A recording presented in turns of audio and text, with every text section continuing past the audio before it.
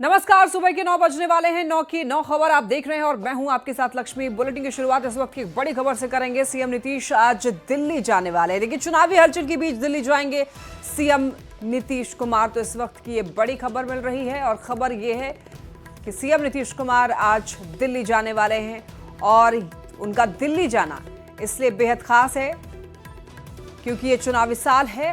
ज्यादा जानकारी देंगे न्यूज 18 संवाददाता आनंद अमृतराज हमारे साथ जुड़ गए हैं। आनंद, सीएम नीतीश आज दिल्ली जाने वाले हैं, क्या कुछ खास रहने वाला है आज? देखिए लक्ष्मी, निश्चित तौर पे आज दूसरे हाफ में नीतीश कुमार, बिहार के मुख्यमंत्री नीतीश कुमार दिल्ली जाने वाले हैं और दिल्ली दौरा इस वजह से भी बेहद महत्वपूर्ण हो जाता है क्योंकि चुनावी साल है और कई तरह की चर्चाएं चल रही हैं। लेकिन जो सूत्र बता रहे हैं कि उपराष्ट्रपति के, एनडीए के जो उपराष्ट्रपति उम्मीदवार बने हैं उनसे भी उनकी मुलाकात वहाँ हो सकती है। दिल्ली में एनडीए के नेताओं से भी उनकी मुलाकात हो सकती है। जाहिर तौर पे चुनावी साल है और इसमें मुलाकात बनता भी है, तो इस वजह से भी इस बात की चर्चा तेज है कि नीतीश कुमार जब दिल्ली में रहेंगे तो एनडीए के नेताओं से भी मुलाकात कर सकते हैं। लेकिन दूसरी महत्वपूर्ण बात है कि जो एनडीए के उपराष्ट्रपति के उम्मीदवार हैं उससे भी उनकी मुलाकात वहाँ हो सकती है, चूंकि जेडीयू ने भी समर्थन दिया है। तो जाहिर तौर पर नजर इस बात को लेकर टिकी रहेगी कि ये चुनावी साल में नीतीश कुमार का दिल्ली दौरा किस महीनों में महत्वपूर्ण होता है। कई तरह की बातें अभी तय करनी है, एनडीए में सीट शेयरिंग को लेकर बाकी भी कई तरह की बातें तय करनी है। इस बीच प्रधानमंत्री भी कई बार बिहार दौरा पर आए हैं और उस दौरान एनडीए के लिए उन्होंने कई बिहार के लिए कई सौगात भी दिया। और इसी कड़ी में नीतीश कुमार जब दिल्ली जा रहे हैं तो ये देखना दिलचस्प होगा कि दिल्ली दौरे में उनका शेड्यूल क्या रहता है। लेकिन फिलहाल जो हमारे सूत्रों ने जानकारी दी है कि एनडीए के नेताओं से मुलाकात हो सकती है। दूसरी महत्वपूर्ण बात है कि उपराष्ट्रपति पद के जो उम्मीदवार हैं उनसे भी उनकी मुलाकात हो सकती है। तो इसके लिए थोड़ा वक्त देना होगा कि जब नीतीश कुमार दिल्ली रवाना होंगे और वहाँ पर क्या कुछ उनकी दिनचर्या होती है, ये देखना बहुत दिलचस्प होगा। ठीक है, बहुत धन्यवाद आपका इन तमाम जानकारियों के लिए, तमाम अपडेट्स के लिए आनंद।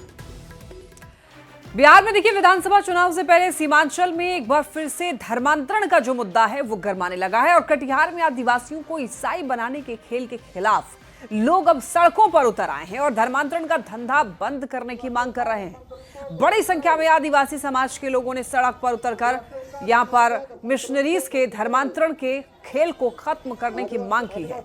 इन लोगों की मांग यह है कि सरकार और प्रशासन ऐसे संगठनों और ऐसे लोगों के खिलाफ ठोस कार्रवाई करे। अब देखिए, इनका आरोप यह है कि ईसाई धर्म और मिशनरी से जुड़े हुए लोग भोले भाले आदिवासी लोगों को बहलाते हैं, बहला फुसला कर पैसे देते हैं और बेहतर जीवन स्तर का लालच देते हैं उनको और उनका धर्मांतरण करा रहे हैं। और जिससे क्या हो रहा है कि सीमांचल में आदिवासी समाज के अस्तित्व पर खतरा मंडराने लगा है।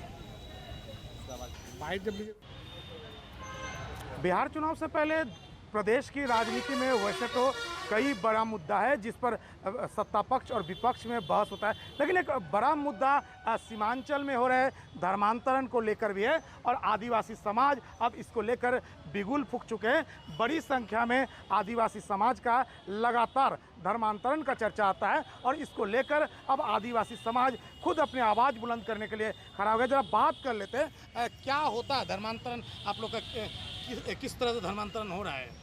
देखिए सर, धर्मांतरण करने के लिए कुछ लोग आते हैं और हमारे आदिवासी भाई बहनों को लालच देते हैं और लालच देकर जो है अपने धर्म की ओर प्रगति करते हैं। किस तरह का लालच देते हैं? लालच देते हैं जैसे कि बोलते हैं कि आपको हम लोग भोजन देंगे, कपड़े देंगे और फ्री में मकान भी बना देंगे और आपके बच्चों को लिखाई पढ़ाई के लिए भी सुविधा देंगे और लिखाई पढ़ाई करने के बाद आपको नौकरी भी दिया जाएगा।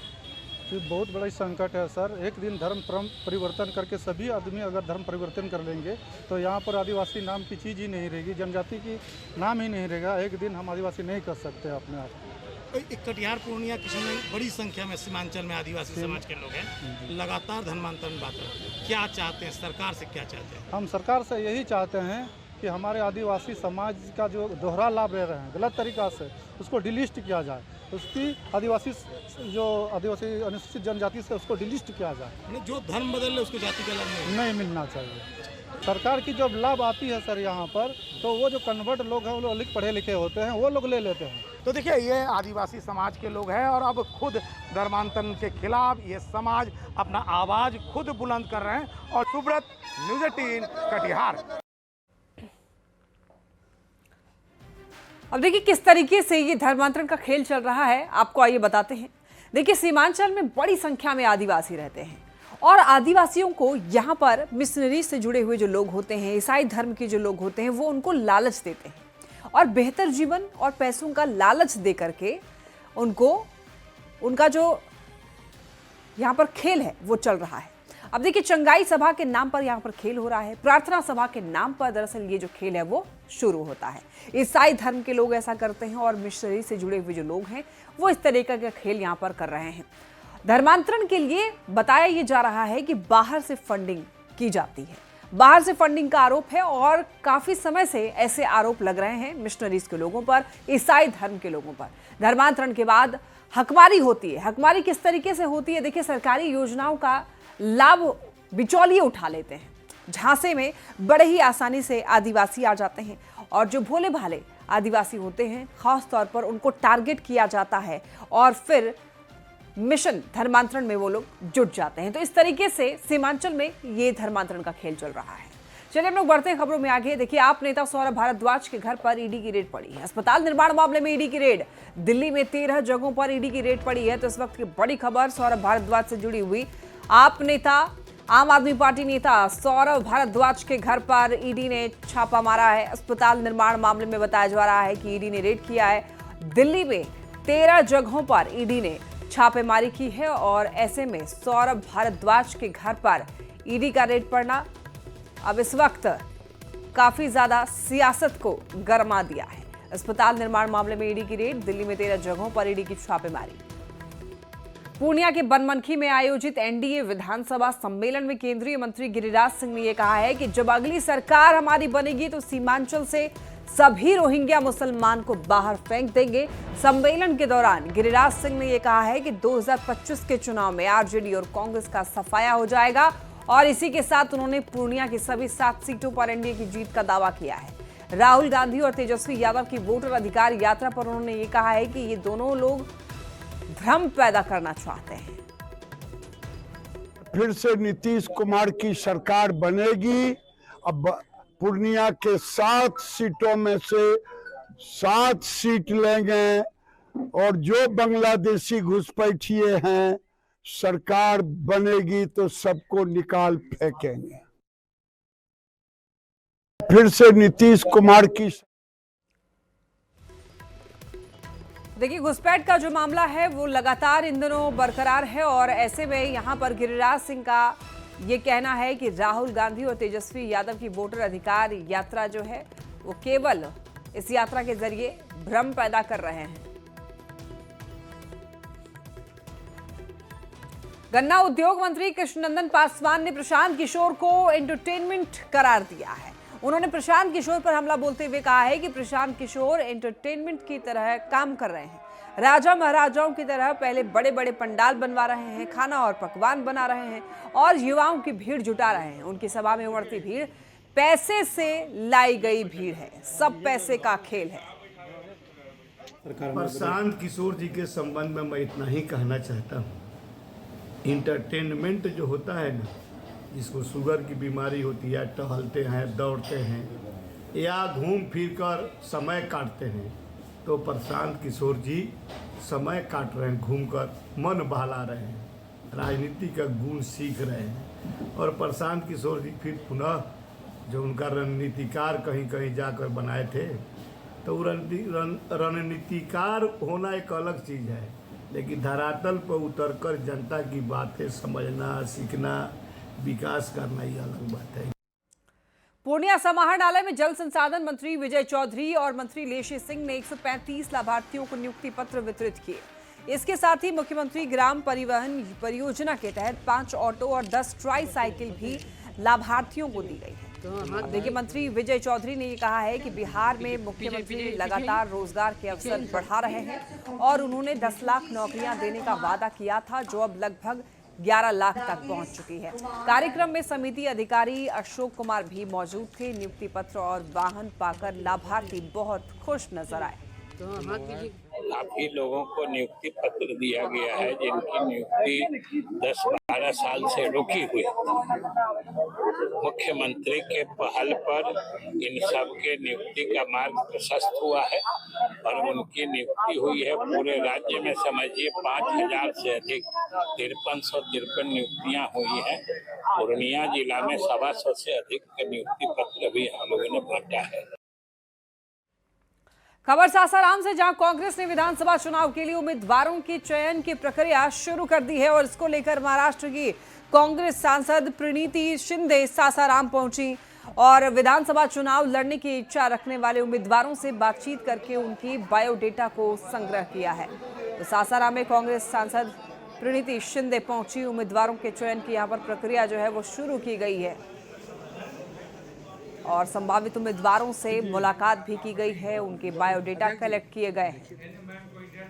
बहुत सी चीजें हैं, उनका काम होता है जो हमेशा की तरह काम होता है। जो कांग्रेस की जो प्रोग्राम है, मैनिफेस्टो है, वो हर घर पहुंचना चाहिए, ग्रास रूट पे काम होना चाहिए और वही स्क्रीनिंग कमेटी उसके लिए उसका ये होता है फॉर्मेशन। तो अभी जितने भी हमको मिले हैं वो सब इसके ऊपर और 10-15 मीटिंग्स होने वाली है, ये एक मीटिंग में नहीं। भारत अंतर्राष्ट्रीय व्यापार को प्रभावित करने वाली अमेरिकी टैरिफ व्यवस्था के खिलाफ लगातार अपना रुख सख्त अपनाता जा रहा है और इसी बीच प्रधानमंत्री नरेंद्र मोदी ने स्वदेशी या स्वदेशी वस्तुओं को बढ़ावा देने के लिए एक और कदम उठाया है। पीएम मोदी ने कहा है कि व्यापारियों को अपने प्रतिष्ठानों के बाहर एक बड़ा बोर्ड लगाना चाहिए जिसमें लिखा हो कि वो स्वदेशी सामान बेचते हैं। उनका इशारा विशेष रूप से आगामी त्योहारों के कारण आने वाले खरीदारी के मौसम की ओर था। पीएम गुजरात के अहमदाबाद में एक कार्यक्रम में बोल रहे थे। प्रधानमंत्री मोदी ने कहा है कि अब नवरात्रि, विजयदशमी, धनतेरस और दीपावली है, तो ये सभी त्योहार आ रहे हैं। उन्होंने सुझाव दिया है कि ये हमारी संस्कृति के उत्सव हैं, लेकिन ये आत्मनिर्भरता के उत्सव भी होने चाहिए और इसीलिए मैं एक बार फिर से आपसे अनुरोध दोहराना चाहता हूँ कि हमें अपने जीवन में एक मंत्र अपनाना चाहिए। हम जो भी खरीदेंगे वो मेड इन इंडिया होगा, यानी ये स्वदेशी होगा।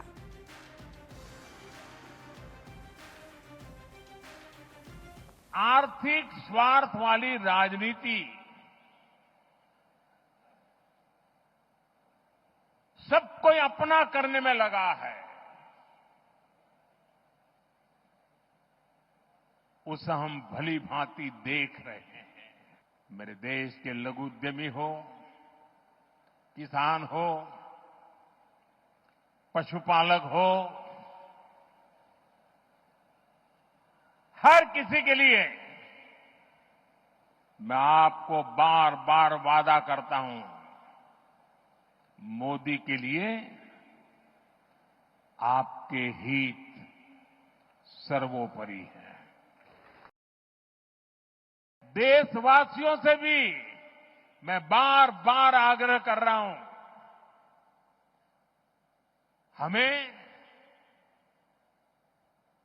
जीवन के अंदर एक मंत्र बनाना है।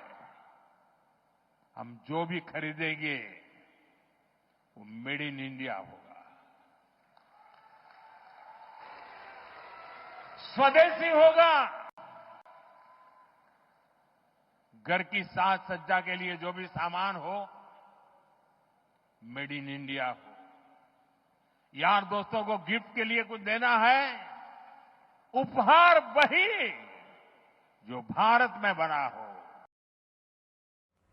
रामगढ़ से एक बड़ी खबर मिल रही है। गैंगस्टर मयंक सिंह के रिमांड पर आज फैसला होगा। रामगढ़ कोर्ट रिमांड पर फैसला देगा और पूछताछ के लिए एटीएस ने रिमांड मांगी है। कोर्ट में मयंक के वकील की दलील, गिरफ्तार शख्स सुनील मीणा और मयंक नहीं। कोर्ट ने कल फैसला सुरक्षित रखा था। देखिए, बता दें आपको, झारखंड के कुख्यात गैंगस्टर सुनील मीणा उर्फ मयंक सिंह को शनिवार को अजरबैजान से रांची लाया था।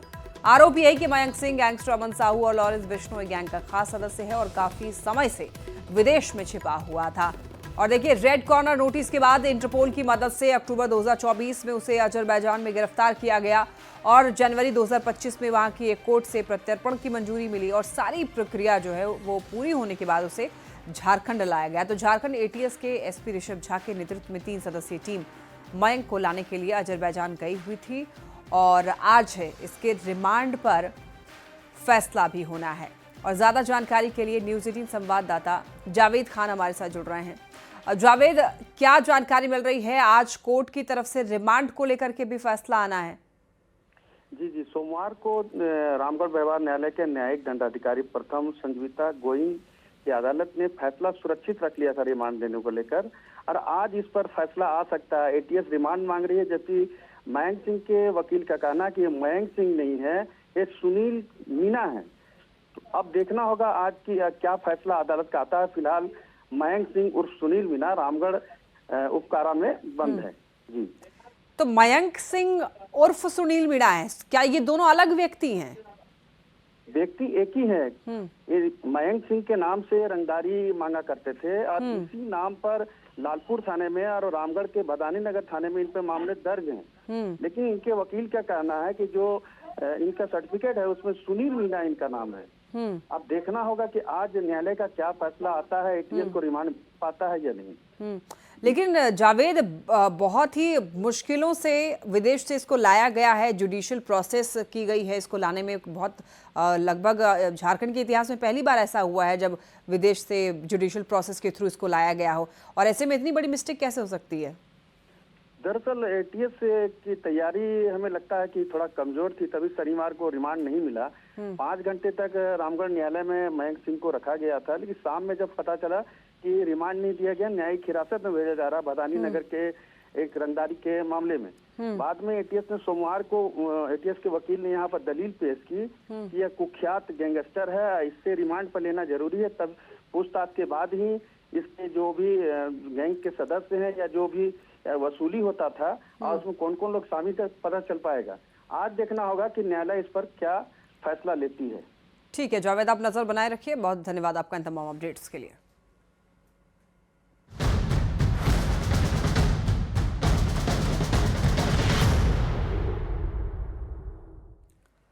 तो आइए अब झारखंड विधानसभा की बात करते हैं। झारखंड विधानसभा में देखिए आज भारी बारिश से किसानों को हुए भारी नुकसान पर विशेष चर्चा होगी। जी हां, सरकार किसानों के नुकसान की भरपाई और राहत योजनाओं की घोषणा कर सकती है। विपक्ष ने पहले ही संकेत दिए हैं कि वो इस मुद्दे पर भी सरकार से तीखे सवाल पूछेगा। सत्ता पक्ष का ये कहना है कि राहत और पुनर्वास के लिए ठोस कदम उठाए जा रहे हैं। कृषि मंत्री शिल्पी नेहा तिर्की आज विधानसभा में कृषि पर विशेष चर्चा के दौरान भारी बारिश की वजह से फसलों को हुए नुकसान की विस्तृत रिपोर्ट पटल पर रखेंगी। विभाग से मिली हुई जानकारी के अनुसार राज्य के कई जिलों से जो रिपोर्ट मिली है उसके मुताबिक 2,500 से 3,000 हेक्टेयर में लगी हुई फसल का नुकसान हुआ है। रांची, लोहरदगा, गुमला जैसे जिलों में अतिवृष्टि से काफी नुकसान हुआ है और इसी को लेकर के आज चर्चा होनी है सदन में। विपक्ष जो है इस मुद्दे पर भी सरकार से तीखे सवाल करने के लिए तैयार है। वहीं सारे सवालों के जवाब देने के लिए सत्ता पक्ष की तरफ से भी तैयारी है।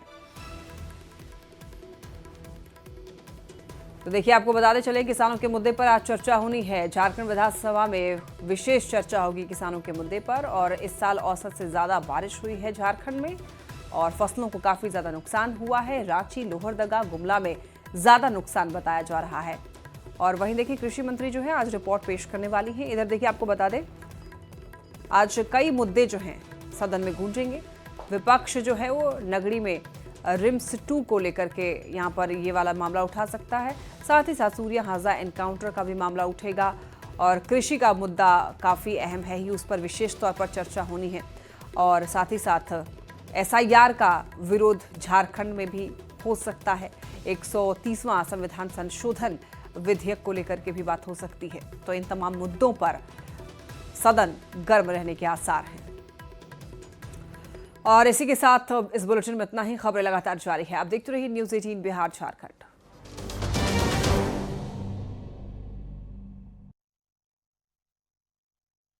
के प्रायोजक